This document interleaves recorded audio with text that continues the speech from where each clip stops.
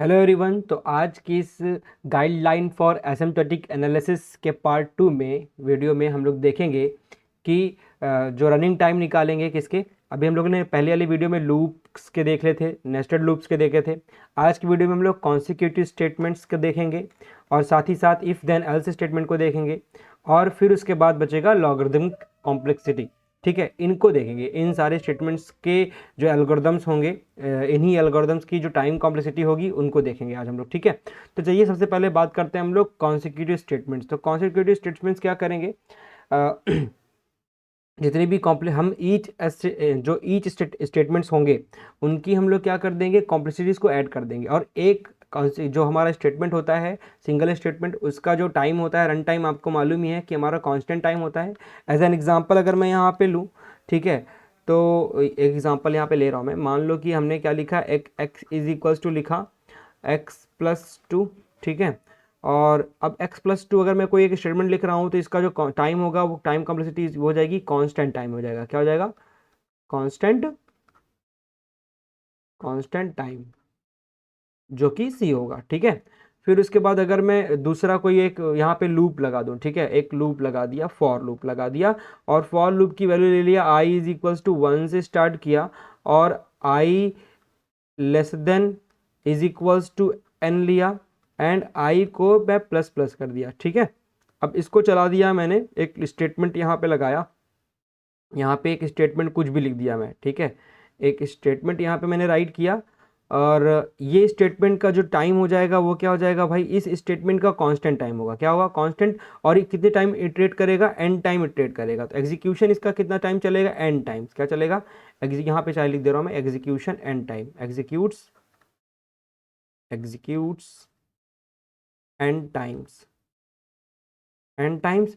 और इसका जो है ये कांस्टेंट टाइम है। ये क्या है, कांस्टेंट टाइम, कांस्टेंट टाइम। तो अगर हम सिर्फ इसकी बात करें पूरे की, क्योंकि ये इसके इनसाइड है, अंदर है, ठीक है, तो हमारे लिए ये हो जाएगा c/n और यहाँ पे ये c है। ठीक है, ये c है। ठीक, दूसरा, अब अगर मैं, ये तो हमारा एक लूप था, ठीक है, एक और मैं लूप ले रहा हूँ यहाँ पे फॉर। ठीक है, और ये नेस्टेड लूप एक चला देता हूँ। यहाँ पे i इज इक्वल्स टू 1 ले लिया, i less than is equals to n ले लिया और i प्लस प्लस लिया यहाँ पे। ठीक है, और इसके अंदर मैं एक नेस्टेड लूप लेने वाला हूँ। ये हमारा आउटर लूप है। ठीक है, ये एक तरह से देखा जाए तो हमारे लिए क्या है, ये आउटर लूप है। तो यहाँ पे मैं चाहे लिख दे रहा हूँ कि आउटर लूप, और कितने टाइम्स रन कर रहा है, n टाइम्स आइट्रेट कर रहा है। ठीक है, तो loop executes executes n times n times, यानी कि ये n टाइम ये हो गया। फिर उसके बाद इसके अंदर एक इनर लूप ले लिया मैं, यहाँ पे ले रहा हूँ इनर लूप, और वो भी कितने टाइम्स रन करा दे रहा हूँ, n टाइम्स एग्जीक्यूट करा दे रहा हूँ, एग्जीक्यूटेड n टाइम्स। ठीक है, तो जब इनसाइड है इसी फॉर लूप के अंदर, तो ये फॉर लूप का n टाइम और इस फॉर लूप का n टाइम क्या हो जाएगा, मल्टीप्लाई हो जाएगा। ठीक है, ये कल आपने पढ़ा था कि नेस्टेड लूप में जो हमारे लूप्स होंगे वो जितने टाइम्स रन कर रहे होते हैं उनको हम लोग मल्टीप्लाई कर देते हैं। तो यहाँ पे j equals to 1, j less than is equals to n और j प्लस प्लस। ठीक है, j प्लस प्लस, और ये देखा जाए तो ये हमारा n टाइम रन करेगा, एग्जीक्यूट करेगा। और अगर इसके अंदर मैं कोई स्टेटमेंट लिख रहा हूँ तो वो क्या हो जाएगा, स्टेटमेंट, तो ये हो जाएगा सी टाइम। ठीक है, ये क्या हो जाएगा, सी मतलब कांस्टेंट। ठीक है, तो अगर इस पूरे को देखेंगे हम लोग तो ये हमारे पास क्या आ जाएगा, n इंटू एन, यानी c into n, that means cn²। और ये हमारा cn, ये c। तो मैंने कहा कि अगर हमारे पास कॉन्सिक्यूटिव स्टेटमेंट है तो उस कॉन्सिक्यूटिव स्टेटमेंट में हम लोग कैसे करते हैं, कई सारे स्टेटमेंट्स यहाँ पे आ गए, तो हम क्या करेंगे, ऐड कर देंगे कॉम्प्लेक्सिटीज़ को। ठीक है, ईच स्टेटमेंट के कॉम्प्लेक्सिटीज़ को हम लोग ऐड कर देंगे। तो इसमें सिंपल हम क्या करेंगे, टोटल टाइम निकालने के लिए, किसके लिए, कॉन्सिक्यूटिव स्टेटमेंट्स के लिए, किसके लिए, कॉन्सिक्यूटिव स्टेटमेंट्स की टाइम कॉम्प्लेक्सिटी निकालने के लिए हम सिंपल क्या करेंगे, ऐड कर देंगे, add the time complexities time complexities of each statement ठीक है, ये पूरा नहीं लिख रहा हूँ, यहाँ पे शॉर्ट में इतना लिख दिया हूँ। अब मैं टोटल टाइम निकालना चाह रहा हूँ, तो total time is equals to हो जाएगा सी प्लस ये वाला c plus c into n, c into n plus c into n. इसको सॉल्व करेंगे तो ये आ जाएगा c plus c n plus c n square. और आप देख रहे हो कि जो सबसे ज़्यादा इम्पैक्ट डालेगा वो ये वाला टर्म डालेगा, तो हमारे पास जो टाइम कॉम्प्लेक्सिटी हो जाएगा वो सी ऑफ एन स्क्वायर, या हम इसको लिख सकते हैं ओ ऑफ एन स्क्वायर हो जाएगा। यानी टाइम कॉम्प्लेक्सिटी इसकी क्या हो जाएगी, ओ ऑफ एन स्क्वायर। ठीक है, ये इसकी टाइम कॉम्प्लेक्सिटी हो जाएगी। क्लियर है? चलो अब आगे हम लोग देखेंगे। अच्छा, इसको हम लोग ऐसे भी लिख सकते हैं, ये हमारा सी, मान लो कि अगर आप थोड़ा सा अलग करना चाहते हो कि ये वाला हमारा ज़ीरो वाला पार्ट है, ये वन है, ठीक है, और ये हमारा C2 हो गया, तो यहाँ पे इस तरह भी लिख सकते हो C0 C1 और यहाँ पे C2, C0 C1 C2। ठीक है, तो ये कंबाइन होकर हमारा सी एन स्क्वायर या ओ ऑफ एन स्क्वायर हम डायरेक्टली लिख दे रहे हैं यहाँ पे, ओ ऑफ एन स्क्वायर हमारा टाइम कॉम्प्लेक्सिटी हो गया। क्लियर? अब देखते हैं हम लोग दूसरा if then else statement. If then statement का जो हमारा वर्स्ट केस रनिंग टाइम होगा वो कैसे करेंगे, चलो आते हैं यहाँ पे। इसमें पहले मैं एक चीज़ बता दे रहा हूँ, यहाँ पे जो होगा वो क्या होगा, जितने भी टेस्ट केस होंगे, ठीक है, वर्स्ट केस रनिंग टाइम जो होगा, जितने भी टेस्ट केस होंगे प्लस और क्या बोलते हैं either the then the part और एल्स पार्ट, मतलब जो एक एल्स पार्ट है, देखो दो चीज़ें होती हैं, कि इफ पार्ट होता है, एक एल्स पार्ट होता है। ठीक है, इफ पार्ट तो हमारा कांस्टेंट टाइम होगा, और एल्स पार्ट का हो सकता है कि वो हमारा लार्जर हो। ठीक है, जैसे एग्जांपल लेते हैं हम लोग। ठीक है, मान लो यहाँ पे एक मैंने टेस्ट लिया, या एग्जांपल लेते हैं यहाँ पे, मान लो मैंने एक टेस्ट लिया, टेस्ट केस यहाँ पे चलेगा हमारा। ठीक है, टेस्ट जो भी चलेगा वो चलेगा क्या, कांस्टेंट होगा, क्या होगा, कांस्टेंट। एग्जांपल ले रहा हूँ यहाँ पे कांस्टेंट, और फिर उसके बाद यहाँ पे इफ़ कंडीशन लगाया। ठीक है, इफ़ कंडीशन यहाँ पे लगाया। अब मान लो एक एग्जांपल लिया LENGTH, लेंथ मान लो कोई स्ट्रिंग ली है या एरे लिया है, उसका लेंथ अगर मेरे पास 0 है, इज इक्वल्स 0, कंडीशन चेक कर रहा हूँ यहाँ पे, टेस्ट केस हमारा। फिर इसका रनिंग टाइम मैंने बताया कि टेस्ट का हमारा रनिंग जो हो जाएगा वो कांस्टेंट होगा। इफ़ वाले में हम लोग क्या कर रहे हैं, चेक कर रहे हैं, तो कांस्टेंट टाइम होगा ये हमारे लिए। ठीक है, और इसके अंदर कोई अगर मैं क्या बोलते हैं स्टेटमेंट लिख रहा हूँ या कुछ लिख रहा हूँ, तो उसके लिए जो रिटर्न होगा, रिटर्न मान लो हमारे रिटर्न मैंने कर दिया फॉल्स, उसके लिए बोलो सॉरी रिटर्न, तो ये वाला जो पार्ट होगा उसके लिए भी ये हमारा इसके बाद क्या हो जाएगा, ये तो हमारा कांस्टेंट हो गया। ठीक है, ये क्या हो गया, कांस्टेंट, इसको मैं क्लोज कर रहा हूँ। फिर उसके बाद हमारा आएगा एल्स पार्ट। ठीक है, क्या आएगा, एल्स पार्ट। तो एल्स पार्ट में हमारे पास जो देन पार्ट है वो भी कांस्टेंट होगा, लेकिन उसके अंदर हम जो भी लगाएंगे उस पर डिपेंड करेगा। अब मान लो एल्स लिखा मैंने यहाँ पे, ठीक है, एल्स लिखा, और ये जो रनिंग टाइम यहाँ पे मैं लिख दे रहा हूँ देन पार्ट है ना, देन पार्ट जो होगा वो क्या होगा, कांस्टेंट, क्या होगा, कांस्टेंट। देन पार्ट कांस्टेंट हमारा ये वाला पार्ट, एल्स इफ एल्स, तो यानी इफ देन एल्स चल रहा है तो क्या बोलते हैं ये वाला हमारा पार्ट हो गया कांस्टेंट। फिर उसके बाद देन एल्स कांस्टेंट चल रहा है, फिर उसके बाद अगर इसके अंदर मैं कुछ लगा रहा हूँ, जैसे कि फॉर लूप लगा रहा हूँ यहाँ पे, फॉर, और फॉर लूप में मैं कोई इंट ले रहा हूँ, इंट, और उसको मैं स्टार्ट कर रहा हूँ n इज इक्वल्स टू 0 से, और n लेस देन और equal to, sorry less than ही कर दे रहा हूँ, लेंथ LENGTH डॉट लेंथ।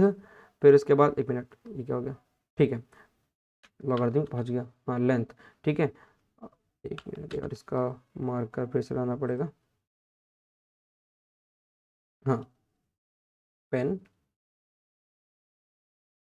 ठीक है, हाँ तो n लेंथ हुआ। अब लेंथ को मैंने क्या किया, यहाँ पे लिखा, फिर उसके बाद क्या किया, n प्लस प्लस करा दिया।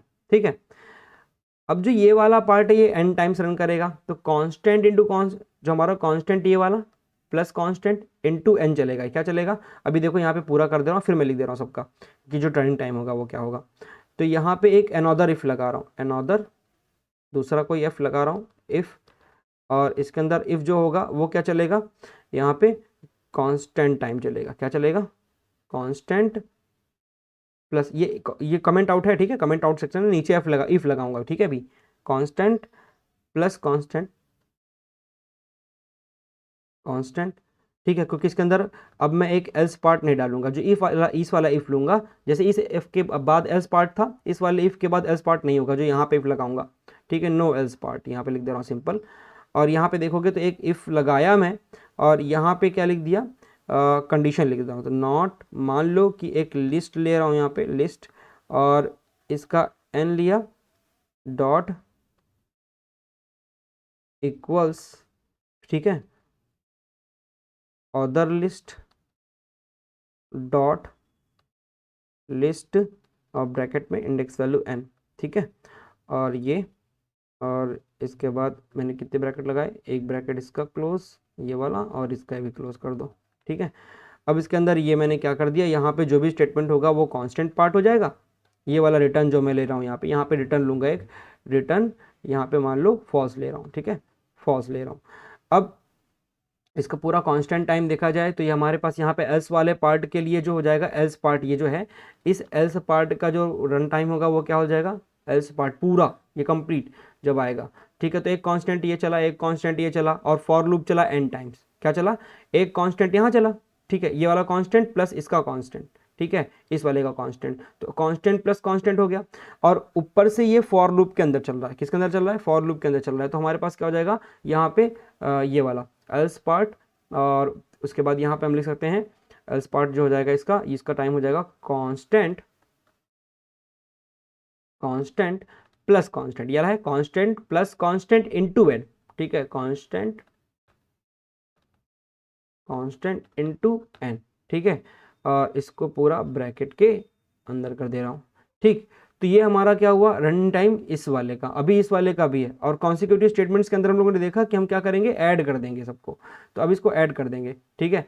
तो इसको हम लोग अगर रन टाइम देखें, टोटल टाइम निकालने जाएं इसका इफ एल्स वाले का, तो टोटल टाइम हमारे पास क्या आ जाएगा, तो ये वाला हमारा C0 वाला पार्ट है, तो C0 लिख दिया, प्लस ये वाला हमारा कौन सा पार्ट है, C1, ठीक है, कौन सा C1, तो C1, और इधर आ जाएगा तो C2, और ये C3, ठीक है। तो C1 प्लस C2, क्योंकि ये C2 प्लस C3 दो पार्ट यहाँ पे आ रहे हैं एक साथ, तो C2 प्लस C3 ये वाला, ठीक है, C2 प्लस C3, एक कांस्टेंट ये चला था, एक कांस्टेंट ये चला था, C2 प्लस C3, और उसके अलावा यहाँ पे क्या हो जाएगा, इंटू क्या, इंटू n, ये इंटू n। तो हमारे पास देखा जाए तो ये कांस्टेंट है, ये कांस्टेंट है, कांस्टेंट है, ये कांस्टेंट से कोई मतलब नहीं, हमारे पास लास्टली जो सबसे हाईएस्ट जो हमारे पास है वो कौन है, n। तो हमारे पास क्या हो जाएगा, O ऑफ n, क्या हो जाएगा, O ऑफ n। तो ये हो गया हमारा इफ और एल्स का, ठीक है। इफ एल्स में क्या होगा कि हमारा जो वर्स्ट केस रनिंग टाइम होगा, तो इसमें क्या हो जाएगा, सिंपल कि द टेस्ट, यहाँ पे लिख दे रहा हूँ मैं, द टेस्ट, ठीक है, ये वाला टेस्ट केस, फिर उसके बाद प्लस कॉमा, यहाँ plus either the then part, ठीक है, आइदर द देन पार्ट, ये वाला देन पार्ट है, ये वाला, ठीक है। फिर उसके बाद और द एल्स पार्ट, ठीक, एल्स पार्ट का ऐड, और the L's part which ever is larger, यहाँ पे लिख देता हूँ which ever is the larger, ठीक है, आप ये लिख सकते हो, ठीक है। यही किया है हम लोगों ने, ठीक है। कॉन्स्ट हमारा जो टेस्ट केस है, फिर प्लस आइदर वाला केस है, फिर उसके बाद हमारे पास पूरा एल्स वाला पार्ट है ये, ठीक है, उनका सम। तो इन सब का सन हमारे पास आ गया O ऑफ n, ठीक है। तो ये हमारा टोटल टाइम आ गया O ऑफ n। अब हम देखेंगे लॉगरिदमिक, ठीक है। अब लॉगरिदमिक में क्या होता है कि जैसे मान लो कोई एल्गोरिदम है, ठीक है, और आपने कोई एल्गोरिदम लिखा, जैसे एग्जांपल मैं ले रहा हूँ यहाँ पे एक फॉर लूप लगाया, ठीक है। लेकिन इस फॉर लूप के अंदर एक छोटी सी चेंज करूंगा कि i इज इक्वल्स टू, मैंने 1 लिया, और यहाँ पे इस वाले लूप को i less than equals to n लिया, लेकिन मैंने इसको साइज कट कर दी, क्या कट कर दी कि i को मैंने मल्टीप्लाई कर दिया 2 से, इस बार क्या कर दिया, 2 से मल्टीप्लाई कर दिया, 2 टाइम्स बढ़ता जा रहा है बार बार। तो इस बार मैंने स्टेप्स को कट डाउन कर दिया, ठीक है। साइज जो है, जो प्रॉब्लम की कांस्टेंट टाइम चल रहा था, प्रॉब्लम साइज को मैंने फ्रैक्शन कर दिया बाई 1/2, ठीक है, बाई हाफ आप कह सकते हो। तो अब यहाँ पे हम क्या करेंगे, मान लो एक कंसिडर करें कि यहाँ पे हर बार i की वैल्यू क्या हो जा रही है, i की वैल्यू हर बार क्या हो जा रही है, डबल हो जा रही है। एक बार आपने i की वैल्यू पहले स्टेप में ली 1, ठीक है, फिर i की वैल्यू आपने जब पहला स्टेप था तो i इक्वल्स टू 1 आया, फिर आप लोगे तो i की वैल्यू 2 हो जाएगी, क्योंकि यहाँ पे डबल हो जा रहा है बार बार। फिर i की वैल्यू क्या हो जाएगा 4, इस तरह से i की वैल्यू क्या हो जाएगी 8, फिर i की वैल्यू क्या हो जाएगी 16, क्योंकि हर बार डबल हो जा रही। तो कहीं ना कहीं हम लोगों ने जो साइज इसका है वो कट कर दिया, कितना 1/2 से कट कर दिया, 1/2 1/2 यहाँ पे चलते चला 1, तो कितना 1 2 4 8 16, और इसी तरह से ये क्या चलता चला जाएगा, i इज इक्वल्स टू चलता चला जाएगा, i इज इक्वल्स टू, जब ये n हो जाएगा i इज इक्वल्स टू क्या होगा n, जब मान लो कि i is equals to n हुआ और वो kth स्टेप में हुआ, कौन सा, पहले फर्स्ट स्टेप चला ये, ठीक है, i का ये फर्स्ट स्टेप 1 चला, ये सेकंड स्टेप है, ये थर्ड स्टेप है, ये 4 स्टेप है, ये 5 स्टेप है, तो मान लो कि ये क्या हुआ kth स्टेप है, ठीक है, और kth प्लस 1 स्टेप पे क्या हो जाएगा, ये लूप से बाहर आ जाएगा, क्योंकि ये n टाइम चलेगा, क्या चलेगा, n टाइम चलेगा, और kth प्लस 1 पे ये क्या आ जाएगा, लूप से बाहर आ जाएगा, ठीक है। अगर kth स्टेप की बात करूं तो kth स्टेप पे ये हमारा n है, इसकी वैल्यू क्या है n, ठीक है। तो जब kth प्लस 1 स्टेप आएगा, k प्लस 1th स्टेप आएगा, तो क्या होगा, स्टेप से ये लूप से बाहर हो जाएगा। यहाँ पे देख रहे हो कि n की वैल्यू से बड़ी नहीं होनी चाहिए i की वैल्यू, ठीक है, n से i की वैल्यू क्या होगा, छोटा या बराबर होगा। तो जैसे ही k प्लस 1 हुआ, k स्टेप से बड़ा हुआ, क्योंकि kth पे हमारा ये n आ रहा है, k प्लस 1 करोगे तो ये और बड़ा हो जाएगा, तो उस समय ये लूप से बाहर आ जाएगा। तो अब हमारे पास k प्लस 1 के टाइम पे अगर हम इसको लिखें तो हमारे पास ये हो सकता है, इसको हम लिखेंगे तो क्या हो जाएगा, ये हो जाएगा 2k plus sorry 2k 2 to the power, यहाँ पे क्या लिख रहा हूँ, 2 to the power k is equals to n, क्या लिख दिया, 2 to the power k is equals to n। अब अगर इसको मुझे लिखाना है क्या, इसकी टाइम कॉम्प्लेक्सिटी निकालना है, तो क्या करूँगा, दोनों तरफ लॉग ले लूँगा मैं, ठीक है, तो लॉग लिया, लॉग तो 2 to the power k is equals to log n, ठीक है, लॉग n, तो k log 2 is equals to log n हो जाएगा, ठीक है। तो अब यहाँ पे जो k is equals to value क्या हो जाएगी, log n, ठीक है। कब, अगर मैं अज्यूम करूँ इसका बेस 2, क्योंकि यहाँ पे बेस 2 ही चल रहा है, ठीक है, 2 हम बेस लेके चल रहे हैं, 2 4 8 इस वजह से आ रहा है यहाँ पे। तो यहाँ पे अगर हम इफ़ वी अज्यूम, यहाँ पे लिख दे रहा हूँ, इफ़ वी अज्यूम बेस 2, अब यहाँ पे अगर टोटल टाइम मैं बताऊं तो टोटल टाइम क्या हो गया हमारे पास, ओ लॉग एन, क्या हो गया, ओ लॉग एन, किसमें, लॉगरिदमिक में, ठीक है, टोटल टाइम। तो जब भी हमारे पास इस तरह का कोई टर्म आएगा तो हमारे पास जो टाइम कॉम्प्लेक्सिटी हो जाएगी क्या हो जाएगी, ओ लॉग एन हो जाएगी, क्या हो जाएगी, total time is equal to हो जाएगा ओ ऑफ लॉग एन, क्योंकि साइज यहाँ पे कट डाउन हो गया, यहाँ पे 1 2 3 ऐसे नहीं आ रहा है, यहाँ पे जो आई की वैल्यू आ रही है वो क्या आ रही है, 1 आ रही, 2 आ रही, 4 आ रही, 8 आ रही, इस तरह से आ रही है। तो जब भी इस तरह का चीज होगा आपने क्या किया होगा, कहीं ना कहीं कांस्टेंट टाइम को, प्रॉब्लम साइज को आपने क्या बोलते हैं कट किया हो, ठीक है, जैसे 1/2 1/3 कुछ भी, जैसे आई की वैल्यू आपने 3 टाइम्स बढ़ा दी, ठीक है, 1 फिर 3 फिर उसके बाद क्या बोलते हैं आपके पास आ रहा है 9, फिर इसके आ रहा है 9 3 27, ऐसे करके वैल्यू आ रही है। तो हमारे पास क्या हो जाएगा कि टोटल टाइम जो हो जाएगा उसका ओ ऑफ लॉग एन हो जाएगा, ठीक है।